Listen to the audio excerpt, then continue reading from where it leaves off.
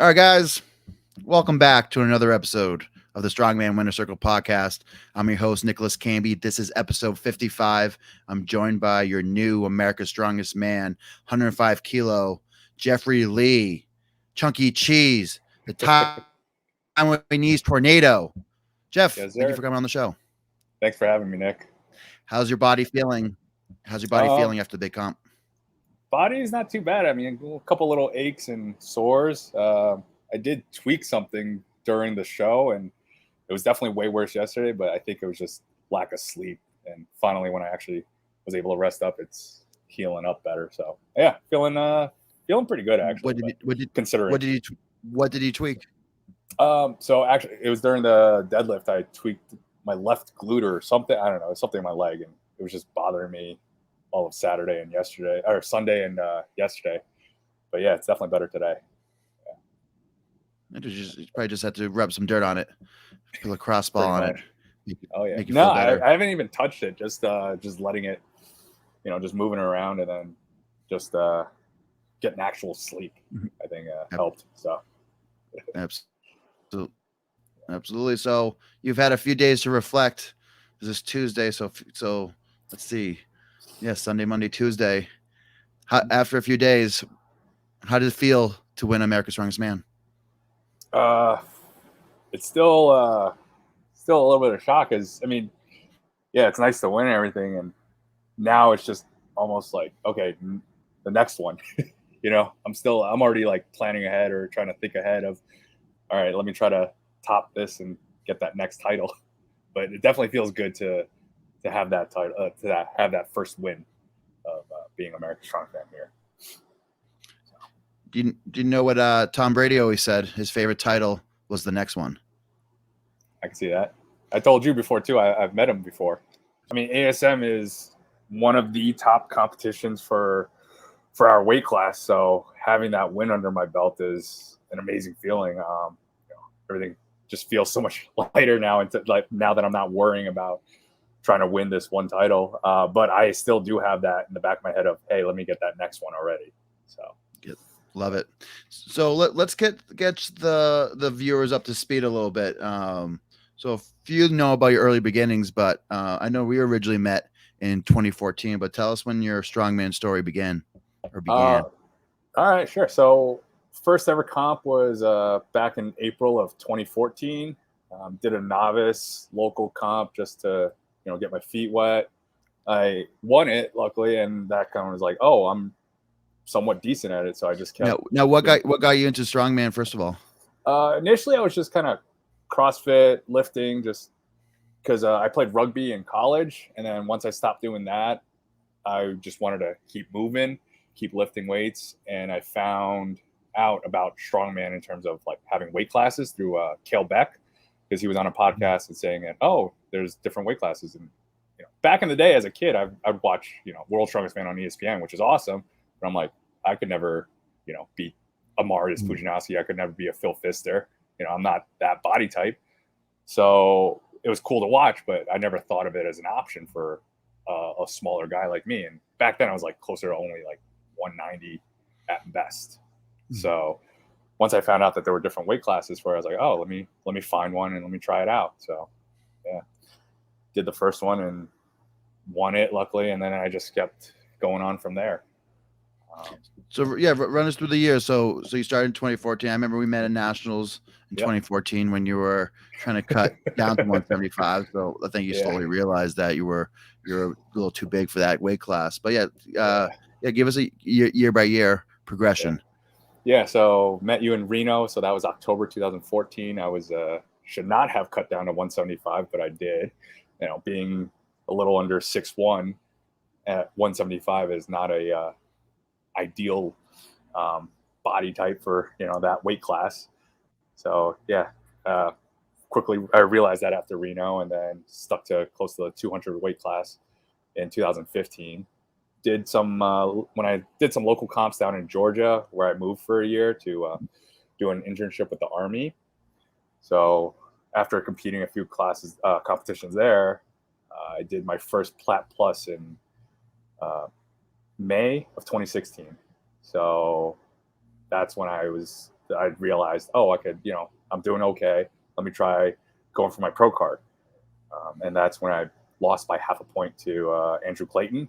Mhm. And I was like, oh man, like, so that, that kept my fire going, and then won it a few months later in October of 2016. So it took you 2 years to win your pro card? Yes, sir. Yeah, that's pretty fast. That's faster than myself. Yeah. I mean, yeah, you were doing this for a few years, and then until you finally, you won yours at I think it was the Plat Plus before mine, the one in 2015. Yeah. So because you did the following year with Bixler. Yeah, the Kumite or whatever. Mm-hmm. Yeah, you had that Max Axel too, I think, right? Sure did. Yeah, so that fit yours well. So you won your pro card, and then keep running us through. All right, so won my pro card 2016. Did the Arnold heavyweight amateurs in 2017. Didn't do well there, but I just wanted to do the Arnold just to say I competed at the Arnold, and it was for fun anyways. Didn't do well, but I was way smaller, and looking back at it, I was definitely way under experienced for that. And I should have waited or just kept getting more training in before just jumping into something that big and heavy of a show, for me at least at that time. So I did that, and then June 2017, I won USS Nationals overall. So I actually beat out a few World's Strongest Man competitors like Kevin Ferris, and I beat out Tyler Cotton that year, but I think he was kind of starting out new. So at this point now, he's just a monster. And Ferris, of course, he's a win's a win, right? Of course, win's a win, right? But still, those guys are just on a whole nother level at this point. So because I won that USS Nationals title, it paid for a trip to do the SCL show, the 105 show in Finland. So I was like, all right, let me go international. Let me just see how competing international is. And it was fun. Didn't do great, but again, more of a learning experience for me. So I did that show, and then I did OSG 2017. Didn't do great either, but I was going through life changes or trying to go for the Air Force at the time. So I wasn't really training. And then obviously I didn't go through it, but looking back at it, I probably shouldn't have signed up, but it was the first year and everyone's excited about it. So we were like, all right, let's just go for it and see how it goes. I think I came in 19th that year. You came in, it was Clayton, you, and then Furman, right? Sure was. Yeah. So, that was the year. Yeah. So first year, again, I'm still, even at this point, what is it? Close to 9 years of competing, training, whatever. I'm still learning things. So that's just how this sport is. You just got to keep growing and learning. So no matter how good you are, even if you're, I won the title, but I'm already looking back at stuff mistakes and things that I could have done better. And hopefully I don't repeat this for this next competition, whatever it may be.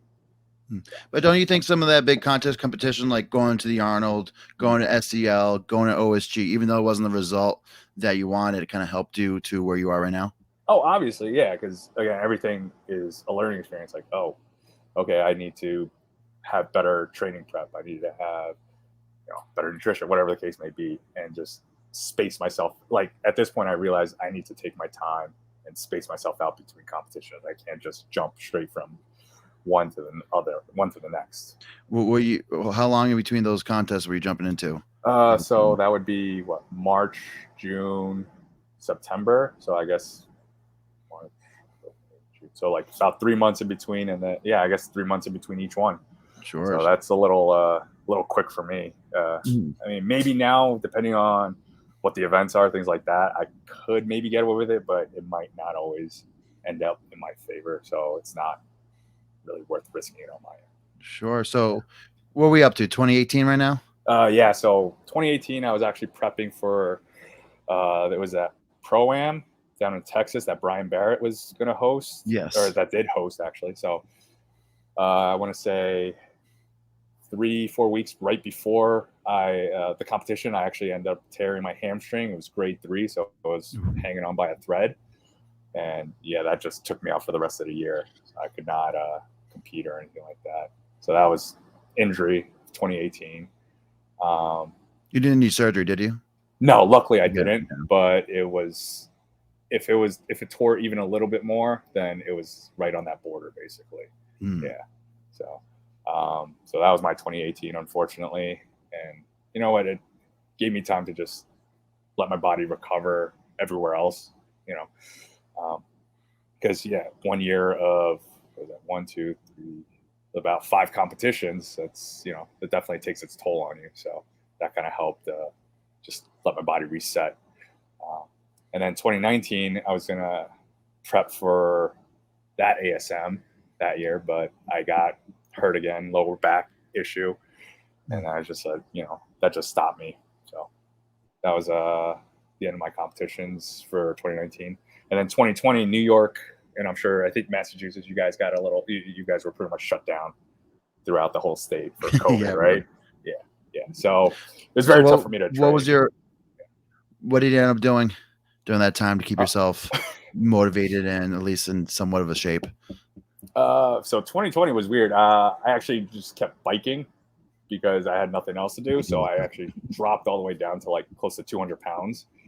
And then once things slowly opened up, I would just reintroduce myself to barbell lifting and the occasional strongman implement, but not really a whole lot of actual lifting during the 2020. When did things start opening? Because I started going back to the gym in July of 2020, but when did you start getting back into regular routine? When did New York open up? I think probably around July, August, they did start opening up, but for me, I didn't care to jump in and start lifting again. Because I also kind of use the gym also to just as a training for competitions, So for me, it's like, if I don't really have a competition coming up, I'm not going to put in as many hours in the gym as I would, So right now, if I'm not competing, I go to the gym maybe 2-3 times a week and maybe for an hour and a half or so, versus when this prep for ASM, I was in the gym for 3-4 times a week, at least 3 to 4 hours each time. So that's the difference between my off season and in season, I guess, prep. So after following 2021, was your first contest back the 2021 ASM? Yeah. So 2021, I watched you guys on ESPN at Clash, and that definitely lit the fire again of competitions. For many others too. Yeah, it definitely sparked a little, I guess, interest for a lot of people. But watching you and everyone else just like at Hilton Head and doing all those like big lifts is like, oh man, I missed that. I want to get back to it. So yeah, seeing that, I started training because we kind of knew the events for those Clash qualifiers. So I started prepping for that, but it also turned out that ASM kind of had similar events. So I was starting to, that kind of worked out where I can train for both. Sorry to take a break, but here's Maya in her little cone. Aww. She looks so sad. Yeah, she has. It's kind of thundering, so she's getting a little nervous. Okay. Oh, okay. Yeah, so, we got a little thunder here, but it's not too bad. At least my cat, my pups and my cats, they're okay. Yeah. They don't. But yeah, sorry to interrupt. She's just make sure the cone's still on her. There you go. Maya's more important than me anyway, so you're good. Just a tad. Yeah. But yeah, so ASM 2021, I was in the process of also moving at the time.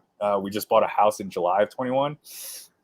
So the combination of training, moving, and work starting up again, because we had preseason at the high school, all that was a little tough, but it kind of, I managed to pull out the podium at ASM in 21 against you and James. So that was really awesome for me. Yeah, that was a great lineup that year. It was 6 tough events in San Antonio. I remember just running into the last event. It was like it was kind of the not the mood has died, but we were 6 events in. We were all kind of just dead, and we had a max distance Husafeld to do. So that was everybody was looking forward to that. Yeah. But of course, so following that ASM. Yeah. So after ASM 21, I took a month or so or 2 months off, and then got into prep for that Jersey Clash show to get that qualifier in. Did I won that Jersey qualifier, so that was pretty good. And luckily, there was also some crossover in terms of events, so that helped me train and get ready for the class show in 2022. And didn't do great at that show, whatever, but it's okay. More learning experience, and just after that show, I just knew I needed to take time off because that was 3 shows within, I want to say, less than a year for me. So that's kind of when I knew, okay, I can't really jump into too many shows at once. And especially between the Jersey Clash and the actual Clash show, like that was less than 2 months of prep. So that even that was already rough for me. And I did actually sprain one of my fingers during the Jersey Clash show. So that already hindered me on a lot of training. And during prep for Clash, I also tweaked a few things. So that just, was just not a good combination. But again, I showed up just to try to do the best that I could. And, things happen. So I took the time off in 2022. And I knew that, hey, let me at least focus on one show. So ASM would be it. And ASM 2023, here we are. So, of course, we're all cut up now. So how's the so when did you start training? Did you do a 12? Did you start 12 weeks out? I want to say no, like kind of. I can't really remember when James put out the events, but probably around that time. We knew once we actually got a date for ASM, I started, increasing the amount of hours I would be at the gym, just working on a lot of different weaknesses of myself, which is like mostly pressing. And also I would also start increasing, weight, like the amount of weight I was lifting, trying to get some more cardio in because I didn't know at the time exactly what the events would be.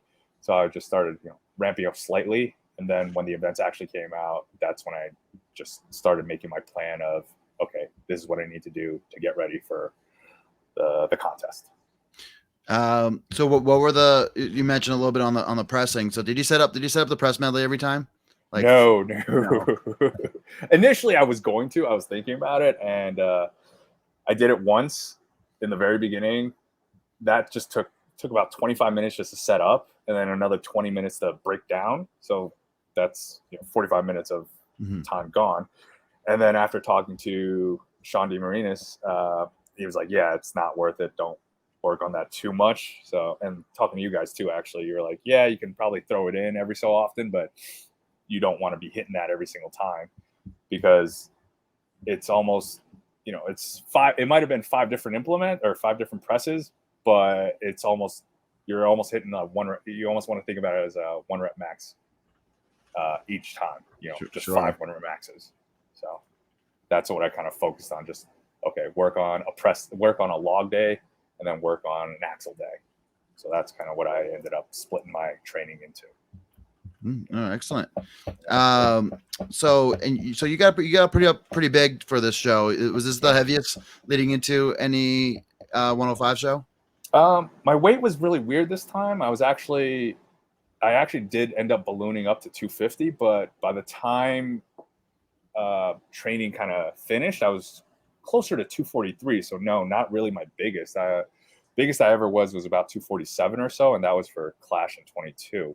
So this cut was it was both easier and harder because starting at 243, okay, that's 12 pounds, not too bad.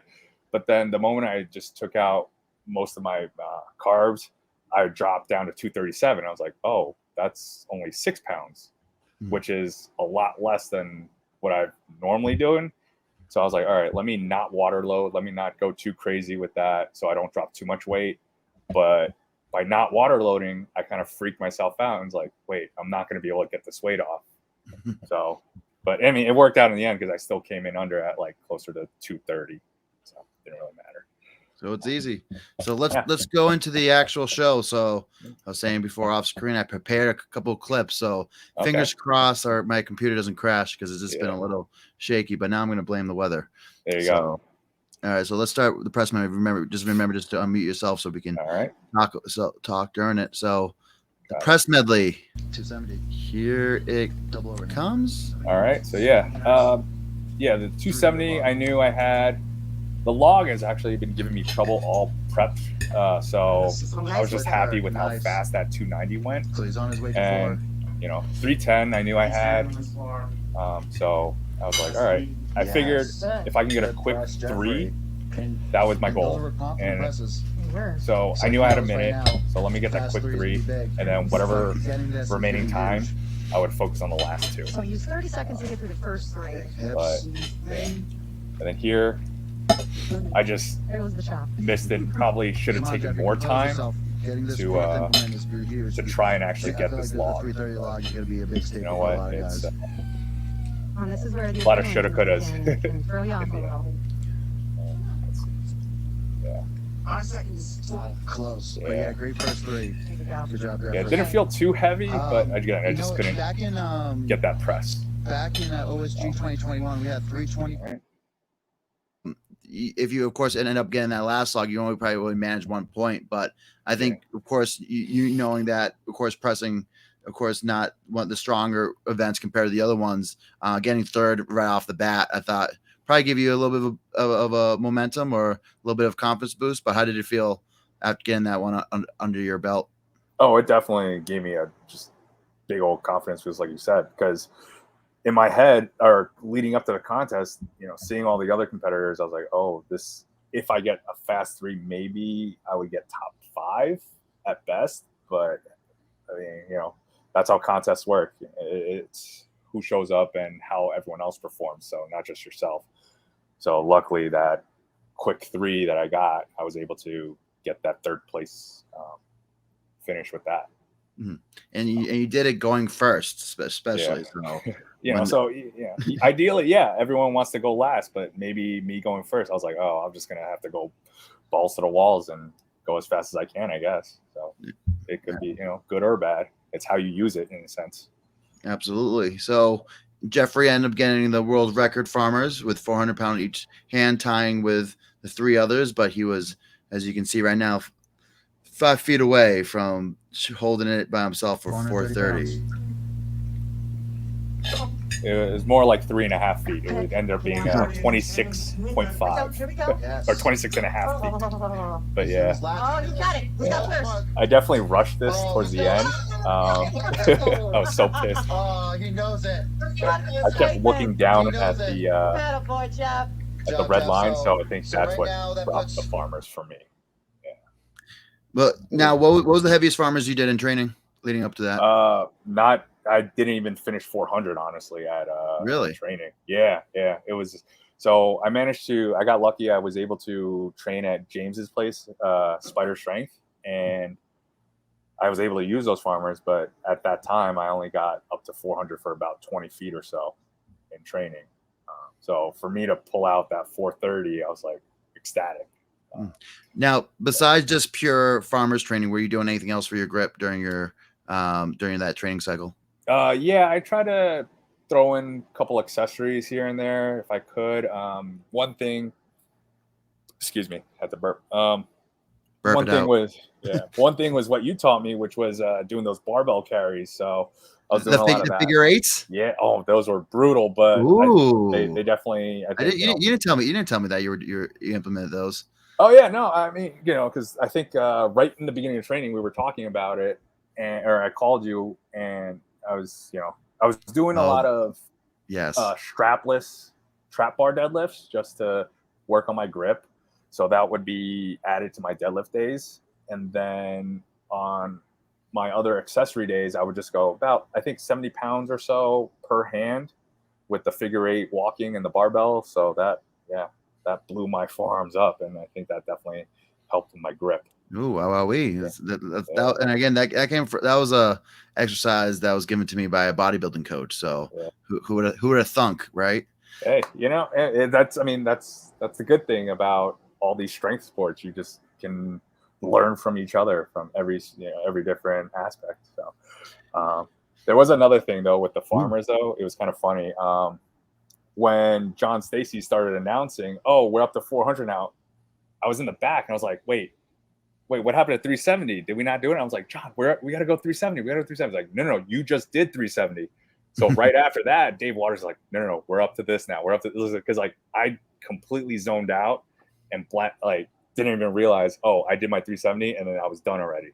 So that 400, I was like, oh wait, that 370 felt super easy, and then even the 400 felt pretty good too. That's awesome. Yeah. Even though as impressive as that farmer was, I thought the Conans Wheel was, I think probably one of the areas or one of the places that you won the contest. Just of course we're going to play the Conans Wheel, but you squeezed out probably an extra, probably because there was so many guys that got a revolution and a half or a revolution and 3/4, and you ended up beating all those guys, and you were only 2 feet away from beating McCarley on there and give yourself even more cushion. But let's play the Conans so you guys can see. Yeah, so Jeff Lee tied for first. In my head, when I was picking up the Conans, I thought I had a higher pick, but looking back at the video, I was like, it's very, very low. I was like, probably need to go higher.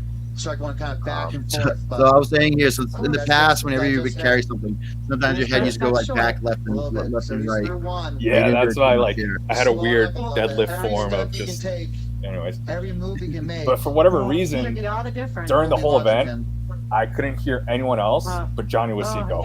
He just kept saying head back. So that's what I kept trying to do. And then I was just like, all right, one step at a time and keep my head back. So thank you, Johnny, for that. Oh man, I think it's past. But yeah. He's getting past He's passing McCarley's. For a lot of people would like right when they start doing those little steps, it probably would have quit. But you got probably like an extra quarter of a revolution out of there, and I think that was almost like the difference because you ended up passing like 3 or 4 people because so many people were bunched up at that 1.5, 1 3/4. So I think that was huge money there. That definitely. And then on the deadlift, so we're gonna play the deadlift in a second. It's funny during we're guessing how many reps was going to win it, and of course John Parker was coming up, and someone like John Parker, of course, was doing the Ukrainian deadlift before it was cool. And then also had some practice. So I'm like, I think he's the man to beat on this.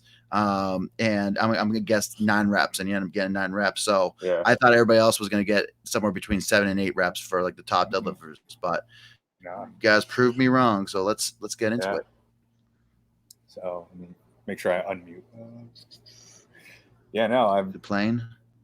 I've struggled with it as well. I just shoved a bunch of CBD on mine while we were sitting here for a couple hours. Yeah, so I had to make sure I strapped in and everything so that I never want to, for whatever reason, slip out, and that would just take time away. So I was saying about the 750-pound deadlifters. Jeff hit 765 at ASM 2021. The only thing if I could do this again, I should probably be able to regulate the sound, but you just hear me mumbling in the back. But yeah. So right there, that first rep, I don't know what happened or why, but I felt a twinge in my left glute, but I just kept pulling, and I was like, okay, it's not getting worse, so let me just keep going. And it worked out. I don't remember which rep it was, but I remember looking at that little pin, the Rogue Power pin, and you know how it has that little clasp. That thing came off. I was like, wait, is the pin gonna come out, and am I gonna have to stop? So that's kind of what slowed me down a little too. But especially it didn't, luckily. Zach McCarley coming so you ended up bringing your feet narrower towards the end. Why was that? Just because I know that I'm strong in both positions, and it would give me, I would recruit different muscles, so I would be a little less fatigued at that point by bringing my feet in. Wow, what a game! So and then looking back at it, it's like, 5 seconds. I probably could have eked out another rep, but it would have been really ugly. And again, my glute, I didn't want to tweak that more. So I was just like, you know what, let me just end it there. And then, of course, going into that, I was like, wow, like Jeff just sealed the win. But how surprised were you when Zach McCarley got 9, especially when the scouting reporting says that his deadlifting wasn't one of his better events in his past competitions? Yeah, no, I was definitely very surprised that Zach got 9 reps as well. And honestly, if his straps didn't, fail or whatever, he probably could have even gotten more, and that would have clinched his win, I think. But hey, things happen. That's part of the game, So Well, let's see. So actually, because you end up winning by 2 points. So if that was the case, you would have had one less. Well, no, but you guys tied. no, he would have had. So I think because me and John Parker would have split, and then he would have won it outright. So I would have been 13 versus my 11 and a half. Oh, so he would have. So he might have won by a half a point. He might have won it by half a point if he also got the 5th stone, I think. But so yeah, it all there's a whole bunch of ifs and whatnots, but yeah, it's a game of inches. Got that 5th stone, yeah, that's it. So we're gonna go into the last event, going into the stones. So the stone run to clinch it. I was going into this. I was like, whoever won motions the stone is going to be the ones who's going to and finishes the series is going to win the event.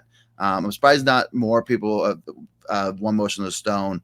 I remember when I was training for OSG in last year. Unfortunately, I got hurt, but I was practicing one motions because I feel like, especially on the 105 level, not a lot of guys do it. Like outside yourself at a very professional level, the best other one motioner was Sean DeMarinis. So if everybody's chasing for America's Strongest Man, everybody wants to be like that bald-headed man. So I think one motion. So when you were going up, I had no doubt that you were going to win. You're going to win. And then of course I said it was probably a near perfect run. Probably not. I don't think you could have done much better. So let's watch the championship stone run. The Stones takes the prize. Takes America's Strongest Man. After seeing other people warm up and go at it, we knew that the sealant on the stone was coming off. So that kind of made me a little hesitant to go too crazy fast. And also that left glute thing, that little tweak, I was like, oh wait, let me just make sure I can finish it in a smooth way without messing up too much. There we go. But yeah, that 308, I knew it felt good. I couldn't get a good grasp of the 337, so I was like, you know what, I'll slow it down a little. 350 felt fine. Still up with it. Motion. Damn. Yeah. Come on, Jeff Lee. Honestly, I probably could have won motion the last 2 as well, but I was more trying to be safe and just try to get everything smooth. Wow, put the pressure Great round. Energy was electric. That was huge. Yeah. And it was funny. You did the last stone better than you did the 4th stone. So that was getting stronger. But it's funny. You did that. You did something similar at that class regional in Jersey where you were lapping the stones and then you're like, I'm just going to start one motion in the stones. Like of course it's funny. You normally go from one motion to lapping, but you kept interchanging, which was funny. And then of course it was a close. Of course Zach was having a good run, but of course narrowly missed the 5th stone. But I think regardless if you got that 5th stone, you still would have beat him. And you had and of course the stones was the tiebreaker. So right. I think the where you won was one motion in the stone. So what's the moral of the story from here today? Maybe if you want to be a high level stone loader, I think you should load some understand motioning, especially those 300 to like 325 level stones. Even 350 guys. Yeah. What's your heaviest one motion? Actually, I think it's only about 350 or so. I've never really tested it. I know Tommy has a 400. I wanted to one motion at Squats and Sciences, but I've never managed to do it. But is that when I was there for the seminar, right? Yeah. I think we were playing around with it and I tried to one motion them, but it never really worked out. But I don't know. So crazy. Like, I don't really train stones and it probably will piss people off, but my body, I know what I'm doing kind of thing. But yeah, I did the stones at ASM. I trained stones once at James's. So that was mid-June. I hit the 472 back in May when you went to Johnny's or whatever that was. And then the last time I touched stones before May of 2023 was July of 2022. So it's, for me, I just kind of touch stones whenever I feel like it. Yeah. So but in that training, you're doing something to keep the stones pretty strong. Is that heavy front squatting or Yeah, I guess definitely the front squats help. I'll still do like sandbag carries in off season just for my own combination of carrying things, loading things, and getting that cardio in. But I feel like sandbag carries have a good crossover. Heavy front squats have good crossover or carryover for for being good at stones. At least for me, I know some people don't like for whatever reason, or it just doesn't transfer over to their stone loading. But that's what I use for myself. You've probably done hundreds of stone loads leading up to that one. So I think the end, your reserve strength was still right there. Yeah. So at this point, you won the big show, feeling great about yourself. Now, overall, like if you had to describe to a newcomer, what would you say in terms of what it takes to win America's Strongest Man? It's just going to be time. Even if you are some kind of genetic freak, whatever the case may be, strongman isn't something that you can just jump into per se. You still have to work at it and get proficient with a lot of the techniques, especially at the ASM level, because we've put in years of work just to get our technique down and get everything right for us. So, it's just going to be time of getting used to everything, and not just the training and the movements. It's just being at the level of ASM as well, because maybe some people just can't handle that pressure of, oh, this is the top stage, this is where all the big guys are. It's like some people can't handle that pressure, and then they might fold or just not do as well as they do in the gym. So it's just getting used to everything. And I'm gonna make an observation just from the things that happened this past year. So you're gonna have to be that well-rounded athlete, especially at the 105 level. Of course, we saw in the heavyweights, you saw someone like Mitch Hooper come in with a couple years of experience, not even 5 competitions before his first World's Strongest Man, and then his second year of being a pro, he won World's Strongest Man. So maybe on the heavyweight you can do that. In the 90 kilo level, we saw the day after the ASM was the 90 kilo classic. You saw John Hack take third. He doesn't have much strongman experience, but he was able to come in there, do well. So are we saying that ASM is that much like 105 kilo men are that much more of a mature product where an outsider coming in is going to struggle compared to a 90 kilo or heavyweight? I mean, well, like I said, you could be a genetic freak. Someone like John Hack, he could come in and do really well, but winning is, I feel like, a whole nother level compared to because let's say someone with John Hack's strength at a 105 class, and then he's trying to compete with me, you, Sean, Zach, whoever. It'll be really tough for him to win the full show. Because John Hack, he came in, he did really well for his weight class. But again, it's just we've got that years of work, of I think he might have done 1 or 2 shows, right, like in his early days, but coming into that show and beating some world champs was pretty cool. I might try to sneak him onto the podcast one of these days.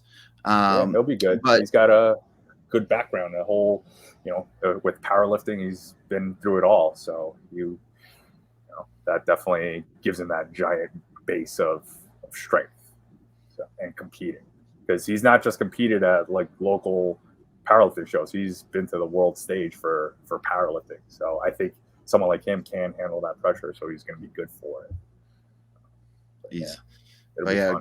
Pretty great first run. So you probably had a few days. You probably had a bunch of people message you. Probably had a lot of people are asking, what's next? What are you chewing on? What are you thinking about?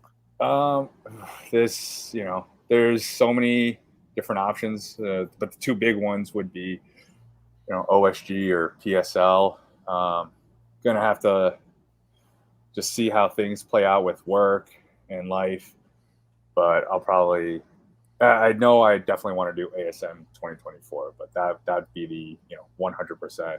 I'm gonna aim for that. But those other 2 would be are on my radar, and they're still up in the air. Now, outside of just competitions, is there any kind of any goals you want to hit in terms of either big weights hit in the gym, or you guys save it all for competition? For the most part, I do save these things for competition. Because there's no it is fun to max out, get those 1 rep maxes in the gym, but competition is really all matters at the end. But I would like to. I know. I think Brett Somerville up in Granite, he has a 520 stone in his gym, so I might. What is it? Up a 520. 520. Yeah, so I might go up there and try that at some point. It would be nice to maybe hit an 800 deadlift in the gym, but again, right now I'm just letting everything reset, recover, and then we'll take it one day at a time.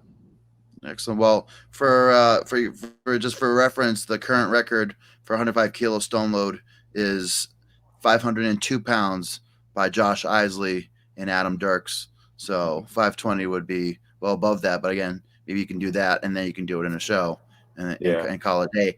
Add to your list of world records.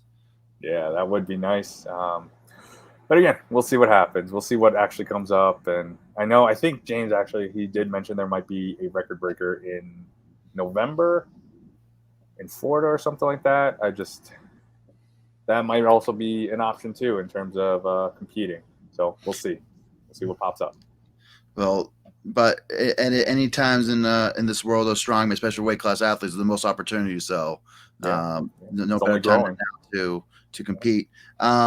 Jeffrey, of course, we talk about your recommendations if you want to win America's Strongest Man. But what's the word of advice for all the kids and amateurs and of course hopefuls in the world of strongman? What do you want to tell them about not only about your win, but about just sticking with the sport?